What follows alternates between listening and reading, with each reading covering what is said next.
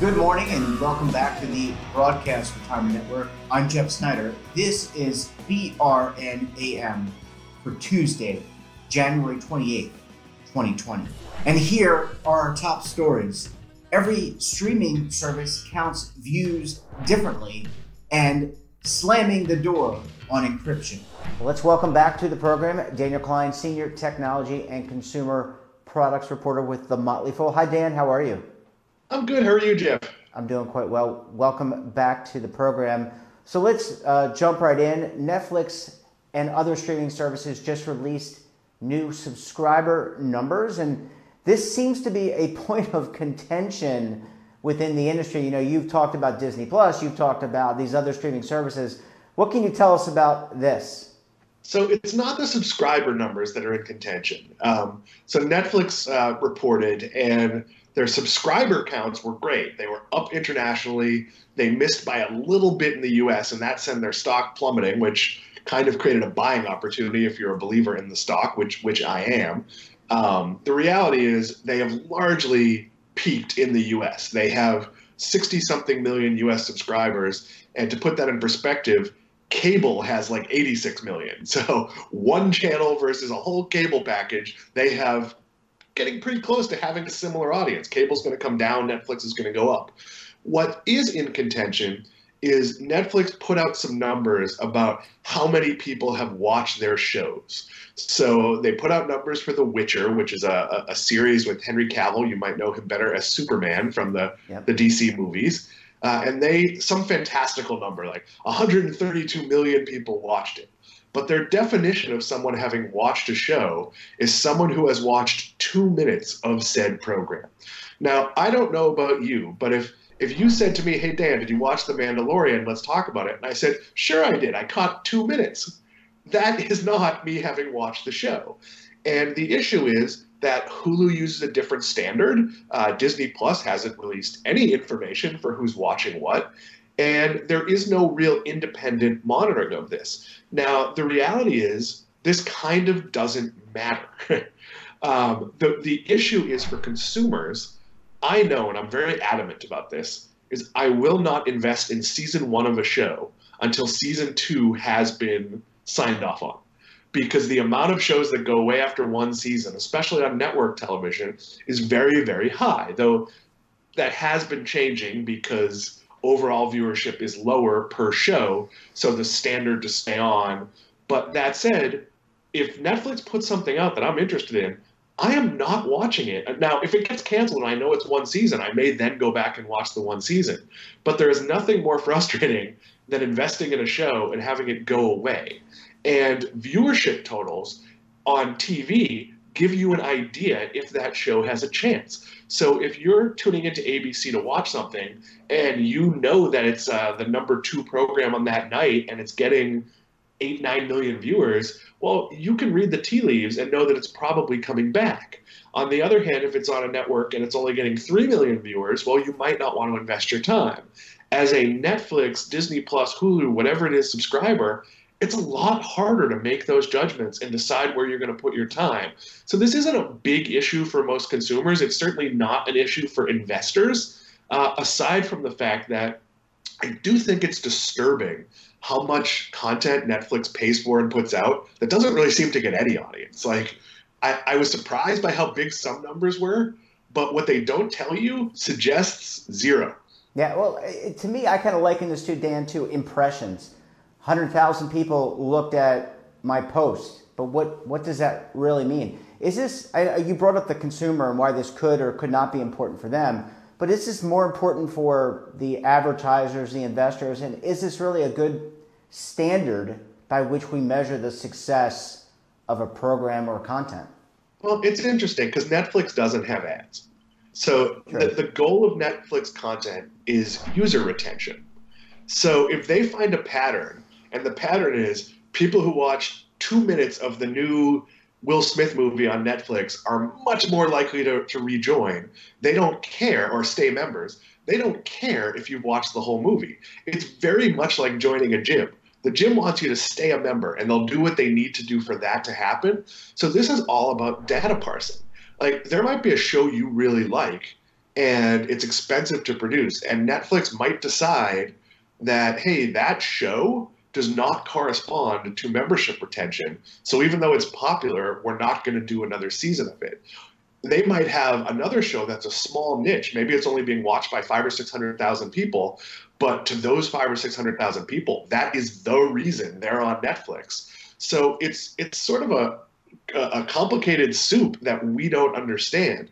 Disney Plus is a different model. They have a huge archive, and we know little kids aren't watching 2 minutes of Cars. They're watching Cars 18 times in a week. Adults are probably watching, because there's more select series and they're promoted more. Like, I doubt there's too many people that just flip on The Mandalorian and then walk away from it. Right. And the metrics are different. Disney needs content that lets people know, hey, Disney has a streaming service. Netflix needs content that lets people know in the 130th market in the world that it's launched in, that not only are we now in Norway, but we have 4 shows that are produced in Norway that are just for you.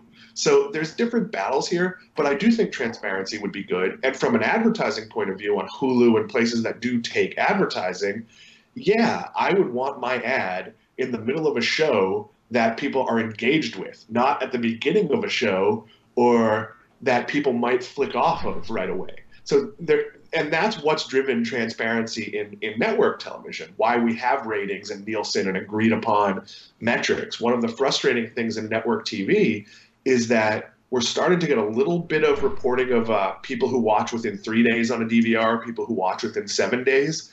But the true picture of most shows might even be like months. You know, people might wait till the season's over and then watch it all at once.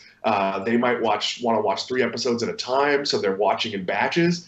I really think you can't make a decision on any television show, whether it should come back or not, until a full year has gone by and we sort of see how people consume the show. Because I know there are some things that I am aware have a deal with Netflix, so I don't DVR them. And Netflix might not have them until a year later, but I'm so many years behind it doesn't matter. So we need more transparency, but we're probably not going to get it because it's not an advertiser-driven medium for the most part. And then you have a person like me who watches something but really doesn't watch it, and I'm doing work and it's in the background. And how do you measure those people, Dan? Dan, always a pleasure talking about this topic. We're going to put Dan on hold. When we come back, we'll talk to him about data encryption and should the government be involved. So stay tuned right here on BRN AM.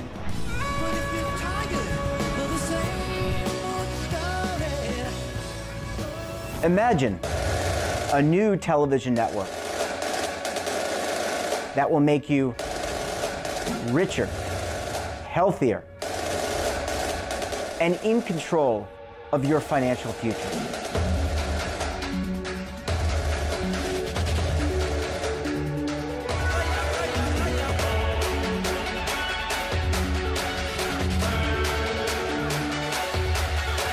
This network is for the policewoman in Nashville, Tennessee, the baker in Dubuque, Iowa, the teacher in Lexington, Kentucky. We want to make the idea of savings and retirement culturally relevant. But what do you see as a defining issue of the midterms, especially for the smaller businesses? I mean, they are the lifeblood of the American economy.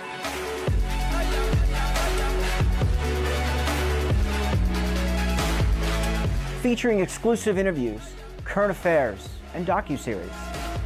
33 years old, you retired early. The philosophy is money only matters if it helps you live a life that you love. But you got to start thinking about retirement as soon as you get in. The Broadcast Retirement Network will drive very high engagement with premium partnerships. So this isn't retirement and savings for your parents or grandparents. This is for all Americans. And we're going to change the way you think about money.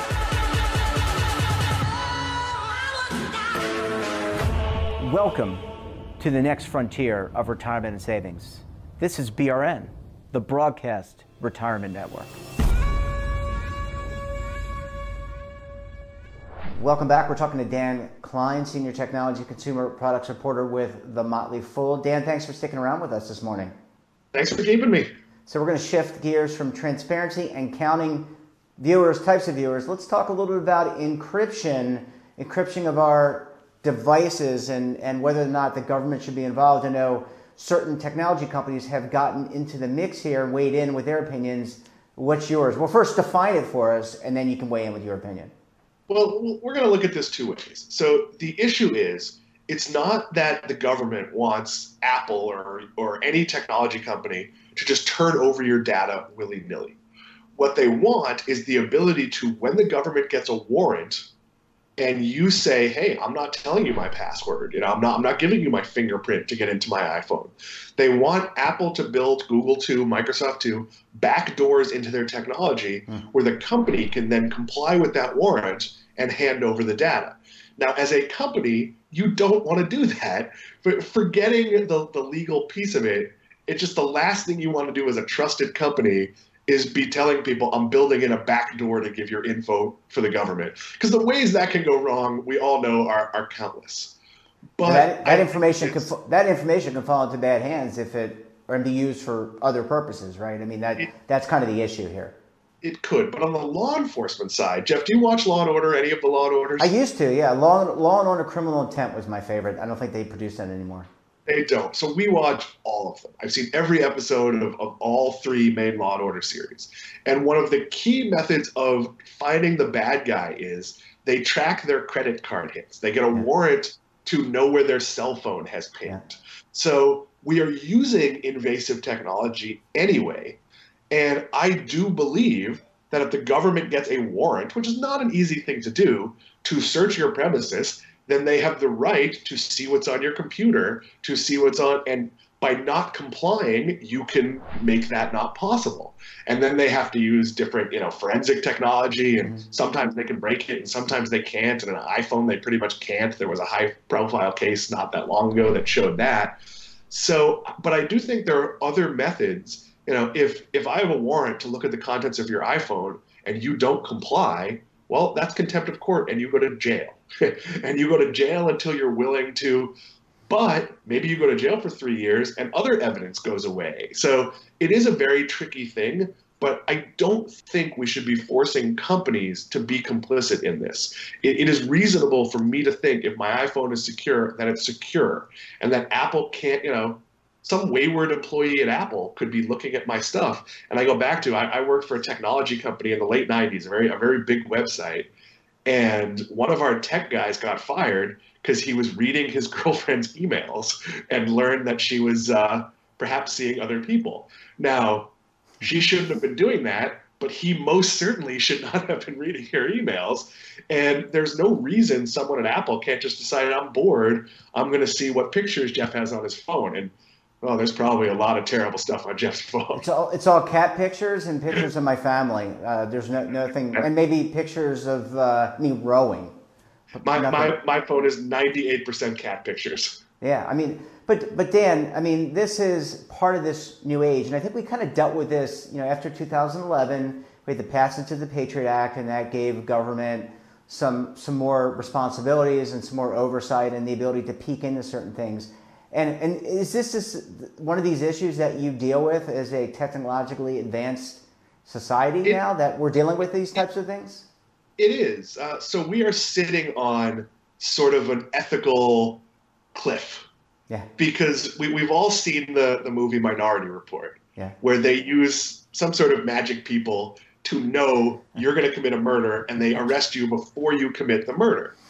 Now, it is not inconceivable that we could use facial recognition, AI, other technology to go, okay, this guy over here, he's going to rob a bank, or he's a pedophile, or whatever it is. But can you punish people for crimes they haven't committed? Can you arrest someone, even if all you do is take away their ability to commit that crime?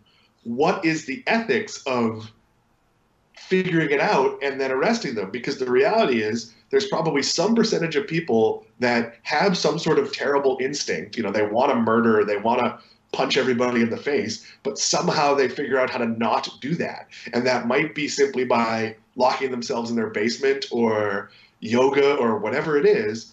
So we've talked about this with all the cameras in Europe last week. that just because we know something's going to happen, preventing it in the act is great. Preventing it before the act, because we're pretty sure, isn't so great if you're the person who thought about committing a crime but didn't. Right. Yeah, and I just go back to, and it's not exactly the same, but we've talked about privacy of data. We know that California passed the Consumer Privacy Protection Act, CPPA. We know GDPR, the European Union passed that regulation overseeing the use of data. But I guess there are different degrees of usage, right? You've got people using just basic data, health data, financial data to use that for predictive, for sales purposes, and then you've got prevention and preventative data use. And again, you've got that civil liberty piece of this that's really important for people to consider. But I think this is really an important decision-making thing that has to happen. We have to figure out how we're going to use our data, who has access, when do they have access. Yeah, and ideally it should be opt-in. I allow Apple and Fitbit to see my health data because I want Apple to be able to do a huge study and say, Dan's 46, he can still lose a few pounds. I see his heart rate. I see his working out. Hey, Dan, maybe you should talk to your doctor about this potential problem because we've used our AI to figure out that people who look like your profile might have this issue.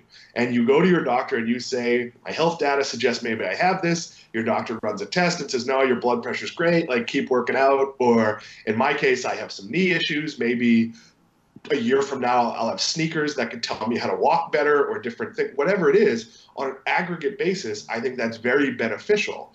On the other hand, there's some really sneaky AI being used out there. McDonald's uses a technology that when you go through the drive-thru, it could use the time of day and different AI, artificial intelligence, to suggest you menu items. And I guess that helps build up their sale. But I once was on a panel with one of the executives from Chick-fil-A, and he said we could do that. Like, we could go in and pull up your face and know what your order is and tell you, hey, you had a shake last time, and this time we think you'd like this. But that's creepy, and we don't want to do it. And on some level, it is creepy. On the other hand, maybe McDonald's will suggest something that I wouldn't have tried that would be fabulous. So we all sort of have to balance. And the negative of the McDonald's instance is, as a consumer, you don't know what's happening. You don't know you're having a different menu board shown to you than the guy behind you. You don't know if that's based on your height, your weight, your whatever. It could be simply based on the weather and have nothing to do with you. So a lot of that stuff that isn't optional, that we're being exposed to, is a bit scary. In terms of crime, you absolutely want police to have aggregate data so they can have a sense of, okay, we saw an abnormal number of this thing bought, that those are bomb-making supplies. We can triangulate what's going on, but you can't show up to your house just because you look a certain way and think a certain way and go, well, we think you're going to commit a crime 3 years from now. Yeah, a lot of really important ethical decisions. The key here certainly is transparency, as you're talking about, when it comes to commercial use of data. I think a lot of people are not aware of that. Although I've read a lot more articles now, Dan, when it comes to financial apps, just to kind of bring it back to retirement and savings, where people now understand that that data is being used and being sold to institutions to make some predictive modeling and figure out where things are going. I think this is a big issue. It's one that we're going to continue to cover here on the network, and I suppose that we'll be talking about this for years to come. We will. So I was at Money 2020 this year, which we've talked about, and I was amazed that almost every company I talked with, and I'm talking all the big banks, Intuit, were talking about taking information you willingly gave them. I want to buy a house in 5 years, my kid's going to go to college, and using that to recommend financial products for you on a pretty agnostic basis. It's really truly finding the best things for you, or telling you, hey, look, you want to buy that house, but if you buy that house, you're not going to meet that goal. So these things are going to benefit us in some pretty strong ways, but it's important to know what's happening, and it's important to be a little bit skeptical.